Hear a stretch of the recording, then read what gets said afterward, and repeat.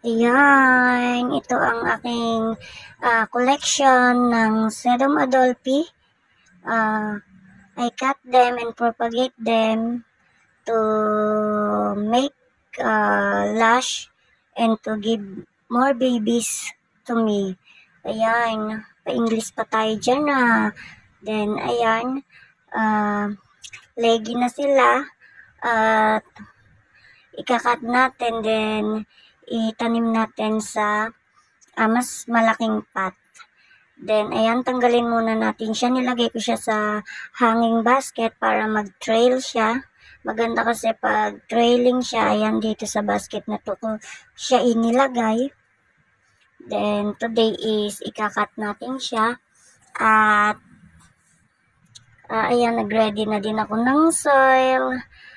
Sa malaking pots ko siya ilalagay, then ikat lang natin siya. Then ito ang information about Sedum Adolphi. The Sedum Adolphi, also known as the golden sedum or the golden glow, ayan, is a very unique trailing succulent that has golden rosettes. The leaves are very unique triangular shape that are orange and yellow, and will also turn red on its tips. The more sunlight the succulents gets, the more brighter and the colorful it will look and be. Yan. Itong Sedum Adolphi is based on my experience. Ayan, napakadali niyang alagaan. Nilalagay ko siya sa rain or shine area, pero ayan, sobrang tibay na niya.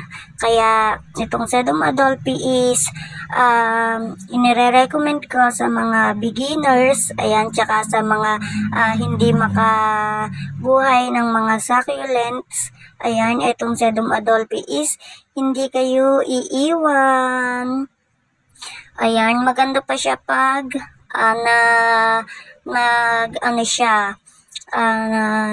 na-stress yung color niya.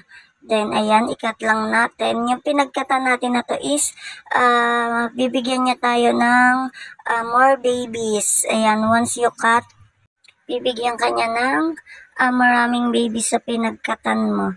Then, ayan, sobrang dali nga niyang alagaan. At, ayan na siya. Tanggalin na din natin yung maliliit na to. Hindi naman siya maselan, kaya okay lang na i-ano natin siya, ikat kahit maliliit pa lang siya. Ayan, ang papayat niya kasi para maging healthy na din siya. Ayan, itanim natin siya ng panibago. Ayan, yung mga leaves niya is pwede sa leaf propagation. Ayan, madali lang siyang leaf propagation, madali siyang magka-babies doon.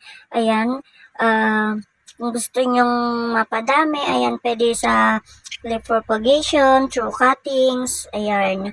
Then, eto, nag-prepare na ako ng aking gagamiting soil mix para tusok na lang tayo ng tusok sa kanya. Ayan, ganyan lang.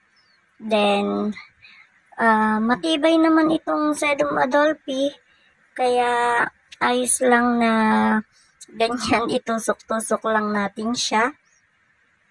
Meron akong ganito, nagka-millibugs, ayan, at takaw din siya sa mga millibugs. Lapitin siya ng millibugs. Then, pero napakadali niyang alagaan.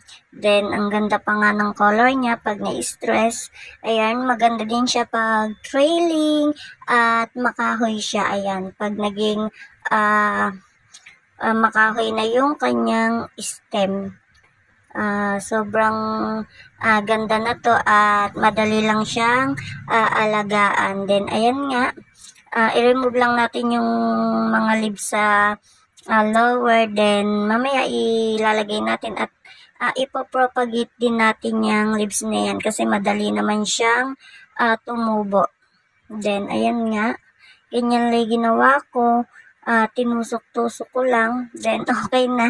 Kasi mabait naman siya kahit ano nga yung gamitin mong soil dito, okay lang. Yung pinagkatan ko na yon is garden soil lang yung ginamit ko doon, pero ayan, okay lang sa kanila.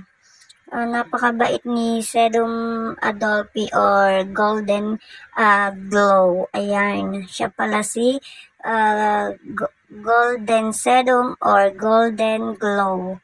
Ayan, baka ganun yung tawag sa kanya sa ibang bansa, katulad na lamang ng variegated Tito Buns dito or variegated apricot, ayan, or sa iba, variegated Bernalens. Apakarami nilang name. Kaya minsan nakakalito din sila. Then, ayan, 'di ba na puno natin yung pots.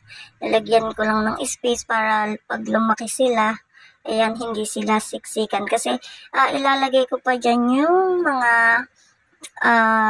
leaves na tinanggal natin.